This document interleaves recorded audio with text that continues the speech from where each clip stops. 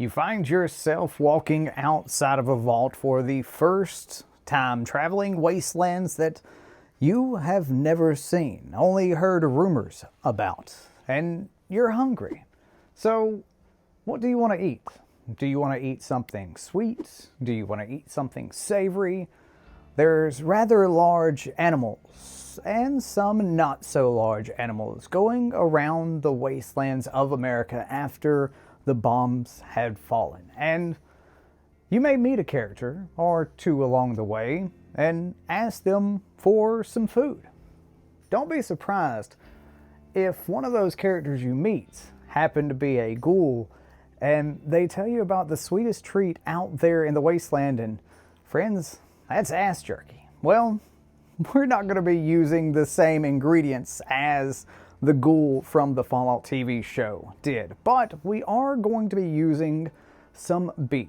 And now we are going to be cutting this against the grain so that it is a little bit softer and pulls apart a lot easier. Now, there are two differences. If you want it to pull apart easier, you cut across the grain, breaking those muscle fibers. But if you want it to be more chewy, make sure to go with the grain. But with the Fallout 76 Ghoul update coming out, we wanted to make some ass jerky from the Fallout TV show, but y'all sit back, relax, and let's make some beef jerky. Now, when it comes to making beef jerky, one thing that you always want to do is you want to play around with marinades. So today, we are going to be making a marinade, but it's going to be a teriyaki marinade that is going to have a little bit of red wine vinegar. And I'm just getting this in here, seeing how all of this is going to taste together. Now look, I love red wine vinegar. I don't know about you, but we are absolutely going to put a fair amount of this in here. It'll have a little bit of vinegar base, a little bit of that sweet teriyaki. And now look, I got turned on to Everglades, and I'm going to be putting some cactus dust in here because this stuff tastes absolutely amazing. Then we're also going to amp up the heat just a little bit with the heat option from Everglades. That's right, the Everglades heat. I'm going to put in, you know, when I say I'm going to put in a little bit of onion powder, listen, I love onion. I absolutely love onion. And then we're also going to come in here with some garlic jalapeno rub. And then we are just going to taste test this to make sure that it is good. And then we're going to get in and we're going to start cutting up our meat. Now look, you might think to yourself, well, Gassy, what about sugar? What about making a little bit of sweet? Everything to me is a lot sweeter than it is to the normal human being because I'm a diabetic. So the great thing about this for me is a little bit of sugar goes an absolute long way. Now let's get this in here. Let's stir it a little bit more and then let's taste this. See, oh my God. I love that little bit of sweet, that little bit of tang that red vinegar gives you. And then that heat comes in right behind. Yeah, that is, oh, it's going to be so good. Now, as far as it goes with making beef jerky, you want lean meat. You don't want anything really fatty or anything like that. So we are going with I've round today. You know what? Let me put my gloves on. Lord of mercy knows I was just about to touch the meat. I think I touched the meat just a little bit. My brain, you know, my brain wasn't thinking correctly. So let's get this I've round chopped up. And now you can do this in many, many different ways, whatever you're feeling like as far as thickness, as far as cutting with or against the grain. Now, as you can see right here, we had them go ahead, take off any bit of fat on the exterior that we have. And you can see the grain runs this way. So we are going to cut against the grain. That way it comes out looking absolutely great. It's also going to be one of those that it's going to pull apart easier because as you are breaking those fibers, it's going to pull across there easy. Now, if you want it to be stringy, cut it like that and you'll be fine. But we're going to do relatively thin pieces of beef jerky, you know, relatively thin. A few of them might be thicker. We might go 1/4 of an inch down the entire thing. This is about 3 pounds of eye round, and I find that makes a good amount of beef jerky for my wife and myself. And now, if you don't want to chop your own meat, you can, at the butcher, you can ask them to go ahead and slice it for you. I know at Ingles, they can do about 1/4 of an inch down. That's about the lowest that they go. But for this purpose right here, I wanted to show you my method of making some beef jerky. And here's the thing about it. Like I said, we've got rad stags in the Wasteland. We've got Brahmin. We've got squirrels. And you know what I've got in my freezer? I've got some venison. So if you'd like to see something done with rad stags, make sure to drop a like. Make sure to let me know in the comment section below. I know a lot of people want something done with some squirrels, and I'm absolutely down for that. So this will have just as a kind of a thicker piece, and I don't mind. This is going to probably be about a 4 to 5 hour cook anyways. So a few thicker pieces aren't going to be a problem for me. This is going to be done at 160, and it's just going to be sat there going all day. Tonight we're cooking a brisket. This is going to be a little project that we do tomorrow. Now, I've only made beef jerky a few times in my life. I've never made it on a pellet grill. I've always used like a dehydrator or the oven, and you can easily make it in the oven or get a dehydrator. But since we have this Z-Grill's pellet grill and the temperature is at 160 as the lowest temp, and that's where I like to make my beef jerky, that is what we are going to wind up doing. Now let me even up this. There we go. And you know, honestly, this is going to be a bit thicker on this end down here, but I'm perfectly a-okay with it. Like I said, if we need to let things go a little bit longer, no problem. You just try to keep everything as even as humanly possible. So let's get in here. Let's cut this little bit right here just to have that be about the same as that right there. And as you can see, we have a lot of beef jerky that is about 1/4 of an inch right there, nearing a 1/2 inch in diameter, in width. A lot of pieces. But that's why I always say, if you want somebody to actually cut your meat for you, then don't feel bad about that. That is one thing that butchers are there for, and if you want to do that, more power to you. And I think, you know, honestly, if I don't do that in the future, I think I'm going to buy a slicer, because you can pick those up at Academy. But we spent $24 on all of this meat right here, and this is going to turn in some great beef jerky. It's now time to take the beef jerky and put it on the grill to smoke for about 4 to 6 hours, or maybe a little bit more.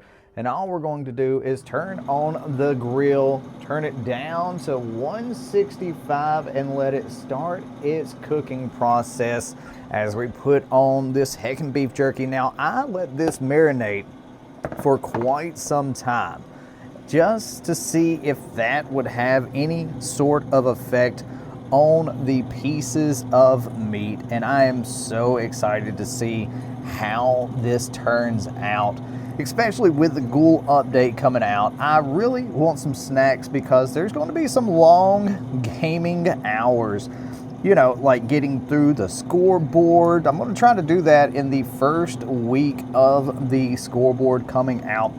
It's one of those ways that if you can, then it's a great little method. That way you can get as many repeatable earnings as you possibly can earn, you know, like with this newest scoreboard that we're doing right now in season 19. I've got my ghoul character that I'm going to be turning into a ghoul almost to the point where all of her legendary perk cards are already maxed out. So I've got 3 out of the 4 fully maxed out right now, just because I try to rush through the scoreboard as quick as humanly possible. And the great thing about that, like I said, is that last page for the repeatables, and being able to get all of those that we would like to, whether it be perk coins, atoms, all sorts of stuff. And I would love, absolutely love to know what level you got to on the season 19 scoreboard, because right now we're up to, I think, around 266 or so. Probably be around 270, 275 when the new season comes out. Lord of mercy knows, I definitely got a fair chunk of beef jerky on this one right here. I'm starting to run out a little bit of space. I actually may have to put the top rack on. Oh my Lanta. How much more do I? Oh no, I don't have much more. Never mind. The sauce is covering a lot of this stuff. So I'm like, am I about to run out of space? Oh my. Oh my. But no, I am not going to run out of space. Let me just get this stuff even just double placed right here. That way I can flatten some of these out. Make sure I ain't got any more little small pieces like I am finding in there. There we go. That is done. Oh, got my... Don't touch it with the meat hand, Gassy. Don't touch it with the meat hand. That's the way you cross-contaminate stuff. Don't do it. Now let's just move this stuff around a little bit to give myself a little bit more room there, Peter. I just want a little bit more room. All right, there we go. Yeah, I thought I was about to run out of room, but no, I am not. I mean, look, there is a lot of beef jerky on this grill right now. You got to think about it, right? That's a lot of beef jerky. This amount of beef jerky would run you a lot at the store, and it was around, I think it was around 40 bucks for all of the meat. But to me, I don't mind spending that kind of money on meat, especially when we're making beef jerky, because like I said, beef jerky is quite an expensive bit that we have. But yeah, let's get a close look in here as the grill fires up. I didn't realize that the sun was kind of blocking the majority of it, but as you can see right there, the grill is firing up. We've got our heckin' beef on there getting ready to turn into beef jerky. But yeah, we'll check in here in just a couple of hours and see how she's doing.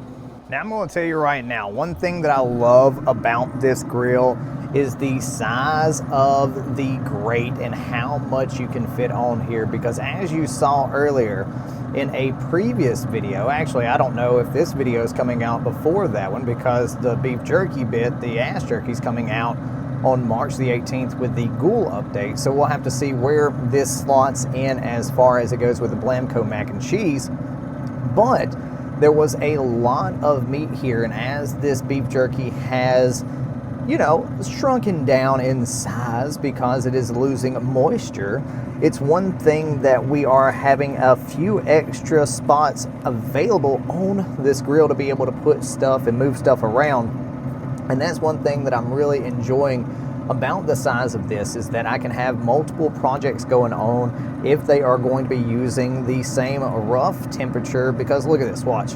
All of this beef jerky now has been moved around, and then I can slide in this heckin' cream cheese right here, and it sits over everything, and I've got no problem having all of this in here at one time, and I can keep up with everything. But yeah, let's let this sit in here for 2 hours and then see how it's doing at that 2 hour mark at 160, 165. Now, it started to rain on this wonderful Sunday afternoon in Georgia. It's that time of the year where we're going to be getting a lot of rainstorms coming up, but we are in a covered spot under the porch, and let's see what this beef jerky is looking like. Oh my Lanta. And as you can see, we've got some projects going on, maybe for some Blamco mac and cheese. But let's get in here. Let's look at this beef jerky, because the color is there already, and it's starting, you know, honestly, to me personally,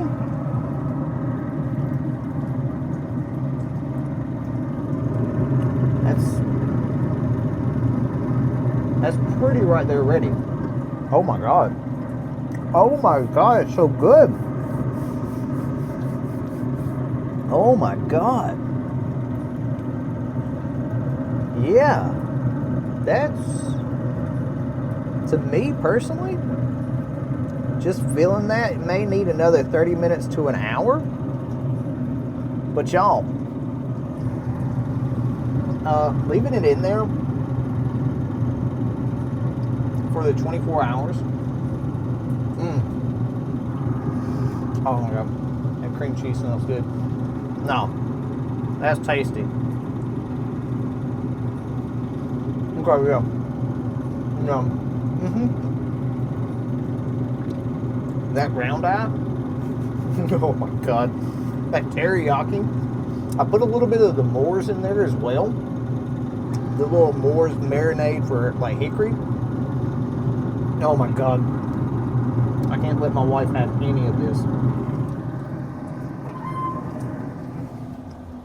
Let me know any other recipes that you'd like to see us try, or some experiments with these cooking adventures that we're having on our back porch. Thank you so much for taking time out of your busy day to check out this video. Thank you so much to the channel members for the continued support. Y'all have a great and wonderful day out there in the wasteland. Peace. Love ya.